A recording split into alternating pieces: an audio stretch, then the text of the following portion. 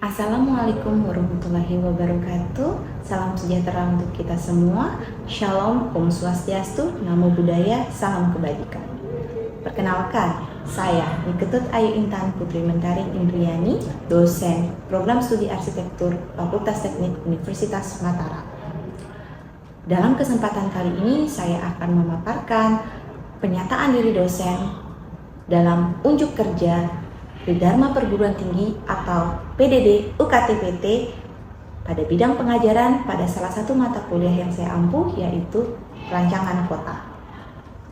Adapun tujuan dari pemaparan ini adalah sebagai salah satu syarat dalam mengikuti sertifikasi dosen yang diselenggarakan oleh Kemendikti-Saintek pada tahun 2025.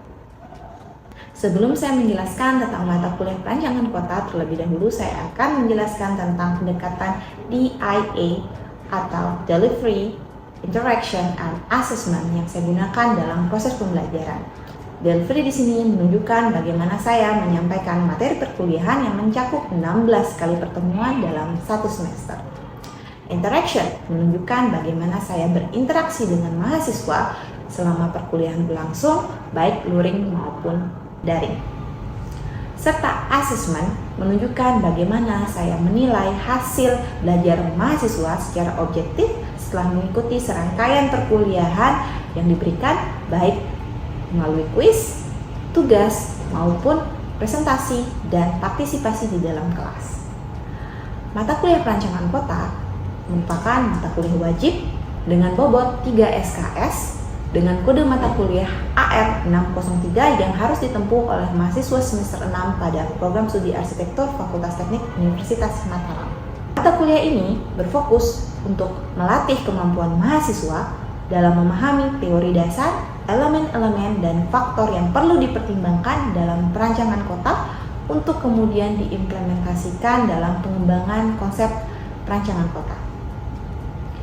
Adapun capaian pembelajaran lulusan yang dibebankan pada mata kuliah ini meliputi CPL 3, yaitu mahasiswa diharapkan menguasai teori, prinsip, dan teknik perancangan pada bidang arsitektur, permukiman, dan kawasan perkotaan.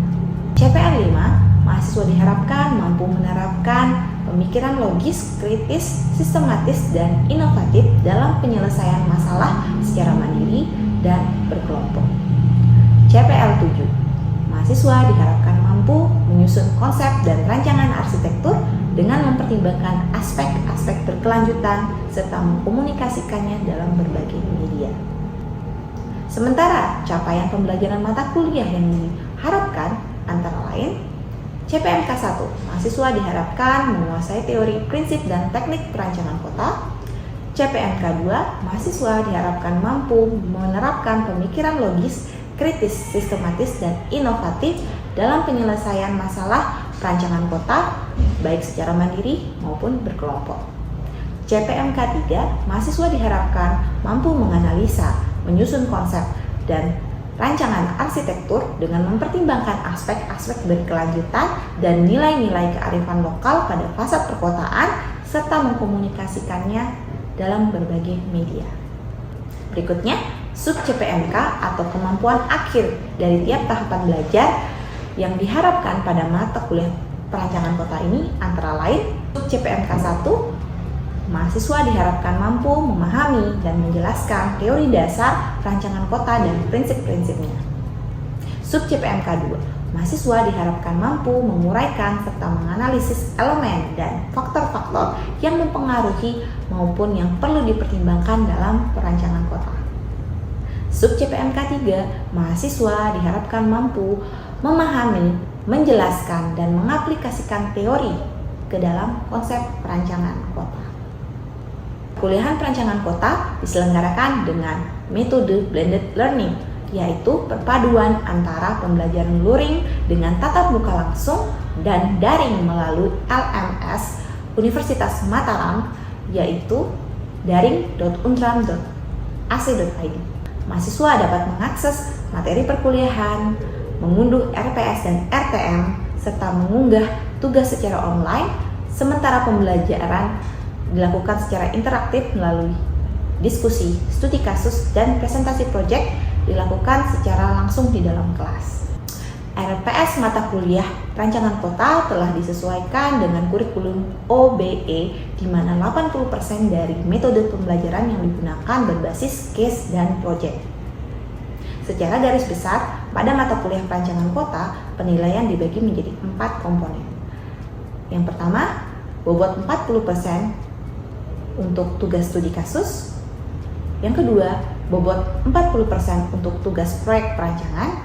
Yang ketiga, bobot 10% untuk kuis. Dan yang keempat, bobot 10% untuk partisipasi dan keaktifan mahasiswa di dalam kelas. Penilaian dilakukan secara objektif berdasarkan indikator ketercapaian penguasaan materi dan ketepatan jawaban di dalam kuis, partisipasi aktif, kemampuan analisis, dan kemampuan mengimplementasikan teori dalam penyusunan konsep rancangan. Saya menggunakan rubrik penilaian yang terukur, jelas, dan transparan, di mana mahasiswa dapat melihat bobot dan hasil penilaian sebagai umpan balik untuk meningkatkan kualitas pembelajaran ke depannya. Berikutnya dapat dilihat rincian pertemuan pada mata kuliah Perancangan Kota beserta materi, metode pembelajaran, asesmen, hingga bobot masing-masing pertemuan. Selanjutnya, mari kita simak video pembelajaran pada mata kuliah Perancangan Kota yang telah direkam sebelumnya. Selamat menyaksikan. Selamat pagi semuanya. Baik. Apa kabar? Baik. Sudah sarapan belum? Sudah.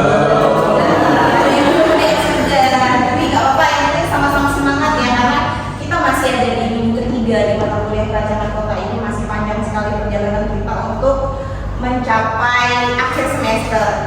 Seperti yang saya sampaikan minggu lalu, materi untuk hari ini itu sangat penting karena dia nanti akan kita pakai dasar dalam tugas besar kita. Kita nanti ada 2 tugas seperti yang sudah dipaparkan sebelumnya, yang dimana yang pertama adalah tugas studi kasus ya. Jadi kalian nanti akan melakukan analisis pada koridor jalan, dan setelahnya kalian akan mengerjakan lanjutan dari tugas sebelumnya itu berupa perancangan ya. Jadi untuk materi hari ini tuh kita akan membahas tentang 8 elemen perancangan kota dari Hanya Serpani. Tapi sebelum kita ke materi hari ini, saya pengen kita ingat-ingat lagi apa yang sudah kita bahas minggu lalu. Masih ingat nggak minggu lalu kita bahas tentang apa? Masih apa?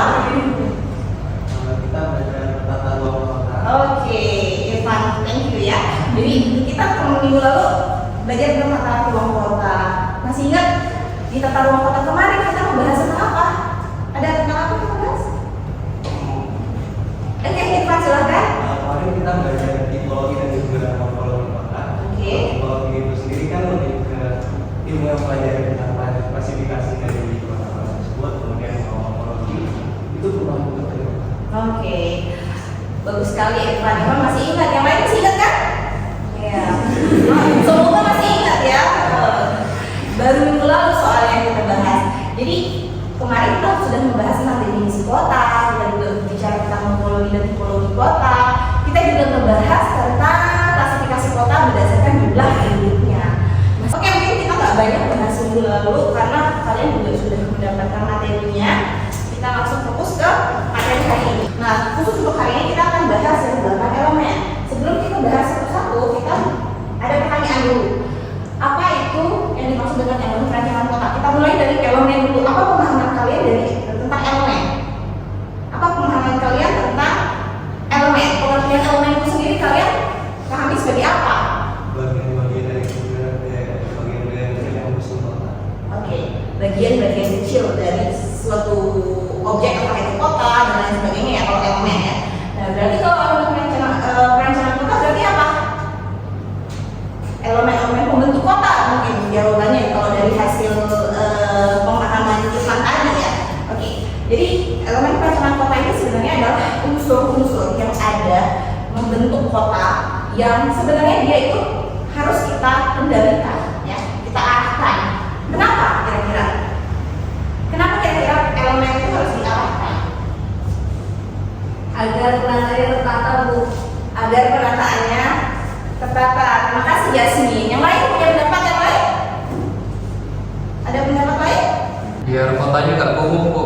Oke, itu juga bisa jadi salah satu alasan kenapa unsur-unsur atau elemen kota itu perlu dirancang ya, atau perlu dikendalikan supaya kotanya tertata, supaya nggak kumuh, supaya nyaman dihuni dan lain sebagainya.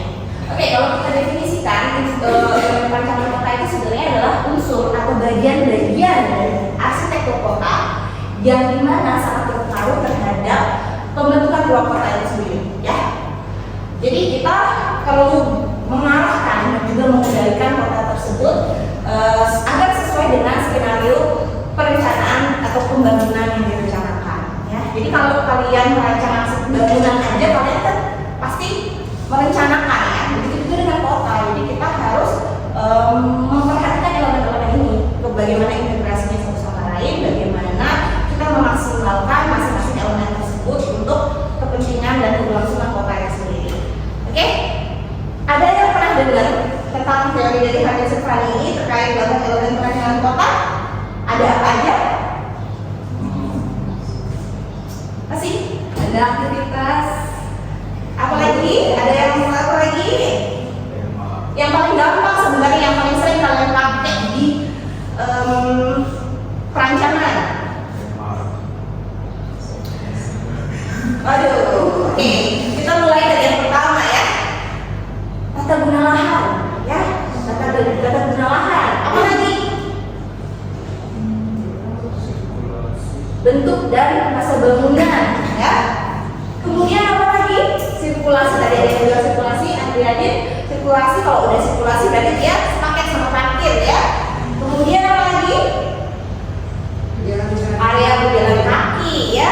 Jangan lupa kalau ada kendaraan, ada juga berjalan kakinya. Kemudian ada ruang terbuka, signage, dan juga ada pendukung kegiatan tadi sudah disebut oleh Jasmine, dan reservasi. Ini 8 elemen rancangan kota yang perlu kita pertimbangkan dalam rancang.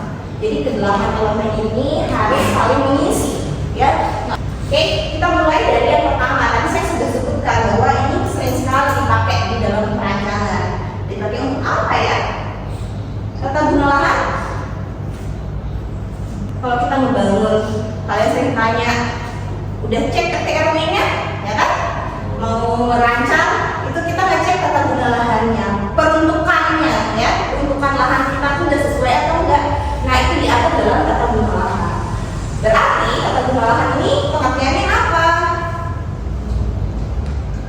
Pengaturan penggunaan lahan untuk menentukan pilihan terbaik, ya, yang mengalokasikan fungsi tertentu. Jadi ada banyak sebenarnya dan beda-beda di setiap daerah, ya. Ada yang untuk perdagangan, kemudian ada yang kawasan khusus untuk pendidikan, pemerintahan, dan lain sebagainya. Ada juga yang pemukiman. Nah, di sini diatur peruntukannya. Kira-kira kenapa dia harus diatur? Kenapa? Apa fungsinya kita mengatur tata guna lahan? Tujuannya adalah untuk yang pertama tadi memberikan gambaran keseluruhan dulu fungsi kawasan tersebut seperti apa. Kemudian juga yang tadi saya bilang tentang kontrol, ya, untuk bermanfaat untuk pengembangan dan juga untuk pengendalian. Jadi kalau misalnya maksudnya di sini adalah pengembangan, berarti kan kita dari tata guna lahan tahu kira-kira daerah mana yang berpotensi untuk kita bangun, gitu kan. Kemudian pengendaliannya yang tadi dibatasi jangan sampai karena dia strategis kemudian pembangunannya jadi terlalu masif. Oke, selanjutnya di sini contoh dari bagaimana gambaran tata guna lahan. Kita bisa simpulkan bahwa tata guna lahan itu merupakan pengaturan pemanfaatan lahan yang ada di suatu wilayah, baik itu tingkat nasional, regional maupun lokal, yang mengatur fungsi dan peruntukan masing-masing lahan di wilayah tersebut. Oke, selanjutnya bentuk dan masa bangunan. Bentuk dan masa bangunan ini paling terdekat sama arsitektur, ya. Ya, kalau di bentuk dan masa bangunan ini apa sih yang diatur? Ketinggian bangunan, tinggian bangunan. Terima kasih Jasmine. Yang lain? Bentuknya. Fasadnya apa lagi? Bentuknya, Bu. Yang sering kalian ditanyain juga sama dosen-dosen, KDB, KLB, sempadan, ya. Itu juga diatur di sini. Jadi dalam bentuk dan masa bangunan itu ketinggian bangunan, kemudian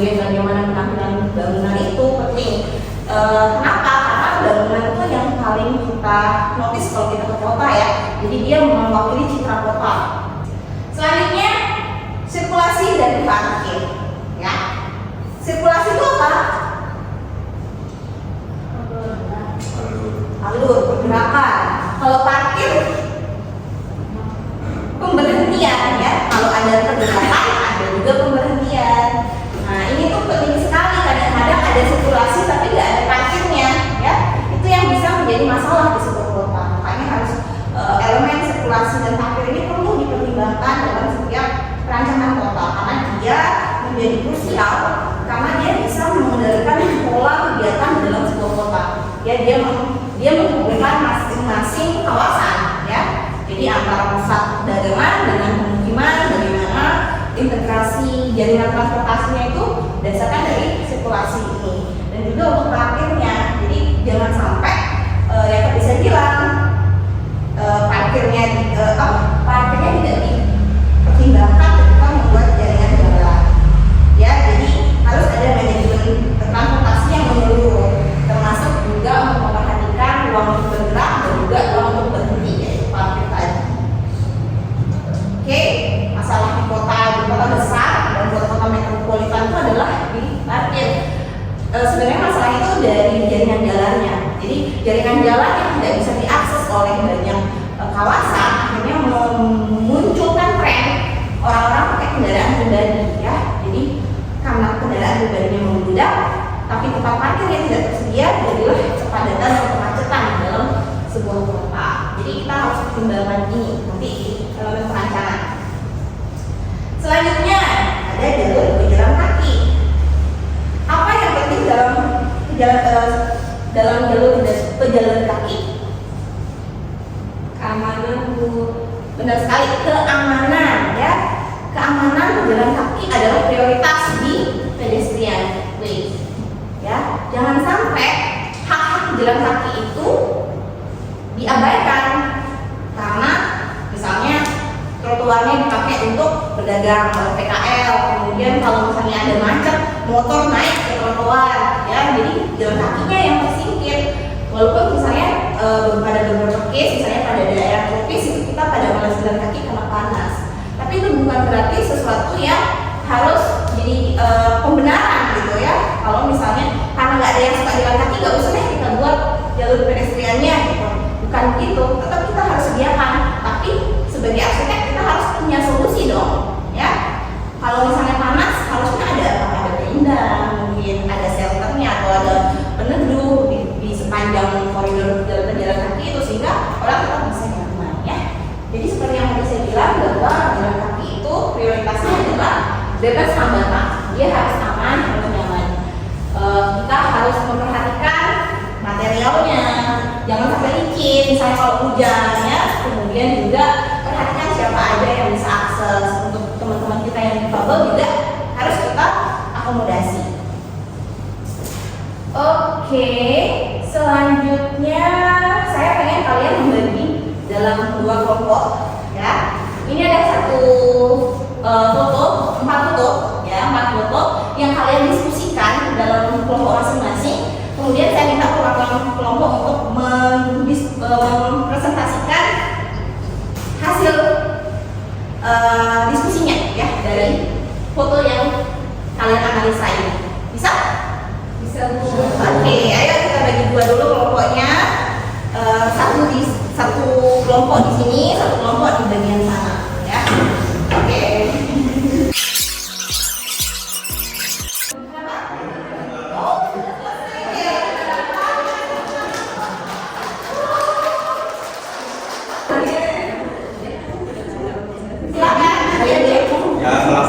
berdiskusi untuk gambar yang pertama ini terkait dengan sirkulasi, di mana pada gambar pertama ini terdapat pembagian sirkulasi antara kendaraan roda 4, mobil dan lainnya, serta kereta api.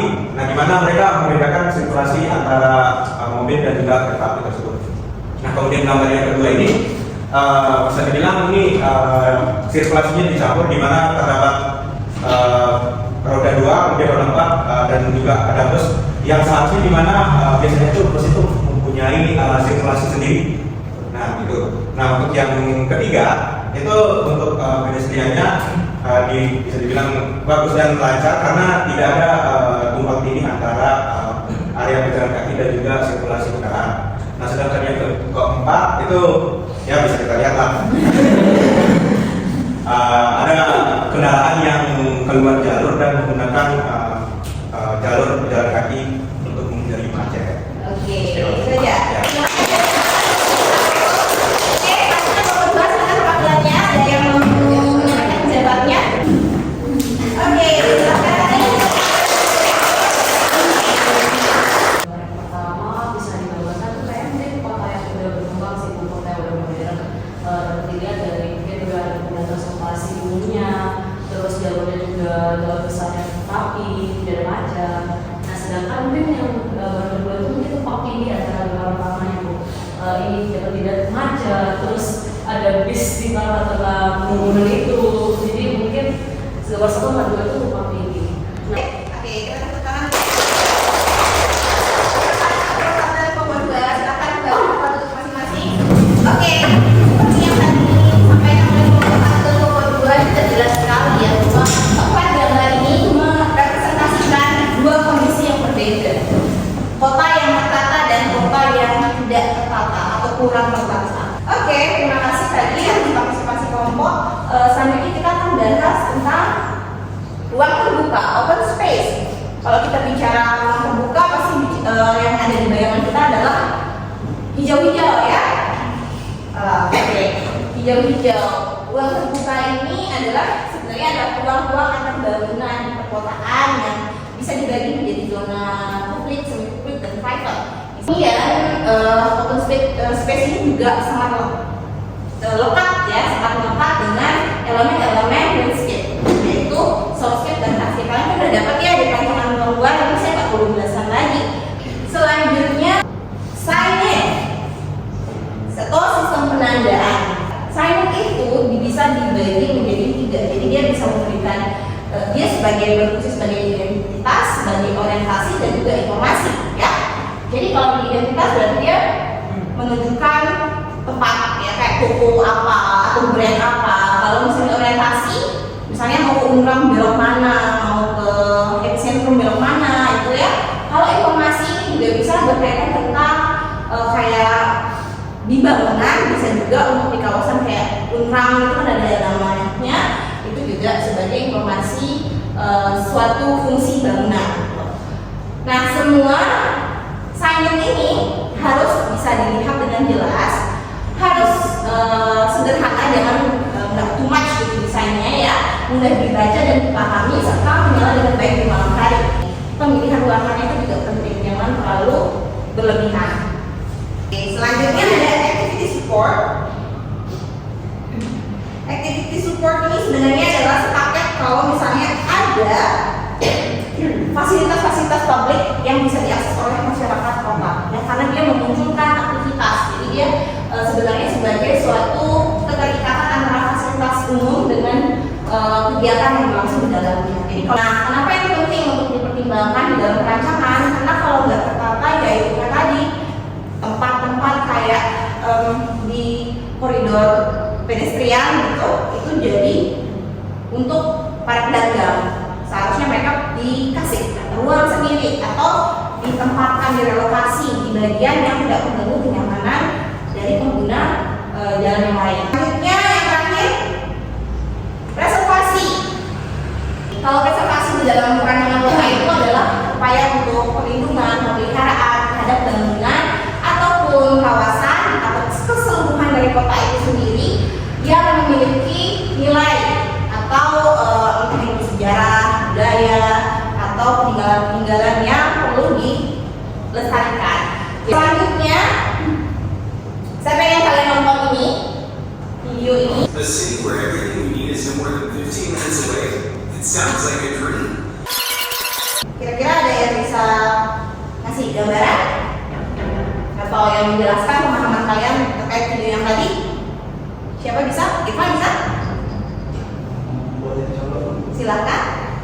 Jadi kalau dilihat dari itu mungkin makanya kayak dirancang kompleks itu, jadi dari satu bangunan ini berarti itu sebenarnya dia tuh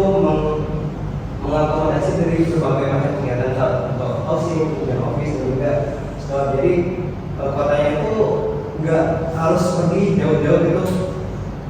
Jadi transportasinya bisa lebih tertata sehingga nggak macet, juga cukup efisien lah untuk fungsi-fungsi pembangunan. Oke, kaitannya dengan elemen perencanaan kota, bagaimana? Tadi udah benar banget ya, jadi di dalam video yang tadi dibahas bagaimana dalam sebuah kota itu aksesibilitasnya itu sangat mudah dan aman. Mudah dalam artian dari fasilitas-fasilitas dalam kota itu mudah dicapai ya, jadi orang bisa jalan kaki, bisa dengan public transport dan lain sebagainya. Kaitannya dengan elemen perencanaan kota sebenarnya dari prinsip 15 menit dalam kota itu konsepnya bukan tentang jarak, tapi tentang bagaimana menata elemen-elemen dalam kota sehingga mudah untuk diakses, ya, mudah dan aman untuk diakses. Kita bisa mulai dari penempatan, misalnya kayak pengaturan tata guna lahan di area pemukiman. Ketika dari sudah memplotting area pemukiman, kemudian untuk mengakses fasilitas pendidikan dia butuh berapa lama. Jadi kemudian gimana jaringan transportasinya itu harus diatur ya, dengan mengatur jaringan transportasi ada juga tata guna lahan. Kemudian elemen yang lainnya akan melengkapi satu sama lain ya. Selanjutnya saya pengen kalian menyimpulkan sedikit tentang apa materi hari ini. Silakan, ada yang bisa? Priscilla mungkin? Jadi hari ini kita belajar tentang beberapa elemen perencanaan kota, yaitu elemen yang membentuk semua kota. Itu ada 8, ada ruang, bentuk dan bangunan, sirkulasi, ruang hijau, pedestrian, terus simbol, terus ada reservasi. Nah, 8 elemen itu perlu untuk diperhatikan dalam proses perencanaan kota karena akan berkaitan dengan keberlangsungan kota tersebut nantinya. Terima kasih, Priscilla. Oke, jadi sesuai dengan yang hari ini sudah disampaikan, maka kesimpulan dari materi hari ini sebenarnya yang tadi sudah dijelaskan juga oleh Priscilla bahwa elemen perencanaan kota itu sangat penting untuk diperhatikan integrasinya untuk menciptakan kota yang manusiawi dalam artian mudah diakses, nyaman, aman ya.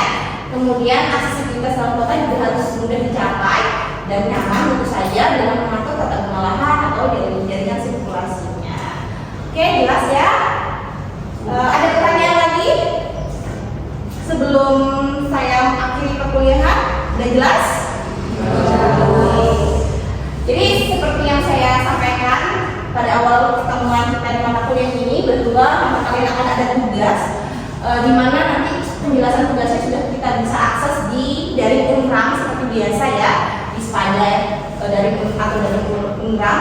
Di sana tugasnya ada. Kemudian kalau kalian mau akses FPS dan FPM yang sudah saya paparkan di minggu sebelumnya itu, kalian juga bisa akses di sini. Kalau begitu, jika memang tidak ada pertanyaan, saya ingatkan lagi minggu depan kita masih akan ada perkuliahan. Kita akan membahas tentang elemen yang lain, yaitu dari teori dari Kevin Lynch tentang cipta kota yang dibentuk dari 5 elemen perencanaan kota. Materinya bisa kalian akses juga untuk yang minggu depan di daring. Jadi kalian bisa baca dulu sebelum kita ketemu minggu depan. Oke, demikian. Kalau memang sudah tidak ada yang mau ditanyakan, saya akhiri perkuliahan ini. Terima kasih atas partisipasinya. Minggu depan kita ketemu lagi. Semoga kalian tetap bersemangat karena kita masih panjang perjalanannya sampai ke akhir semester. Baik, selamat pagi dan sampai ketemu lagi minggu depan. Baiklah, demikian pemaparan saya pada pernyataan diri dosen dalam unjuk kerja Tridharma Perguruan Tinggi pada bidang pengajaran. Dan terima kasih.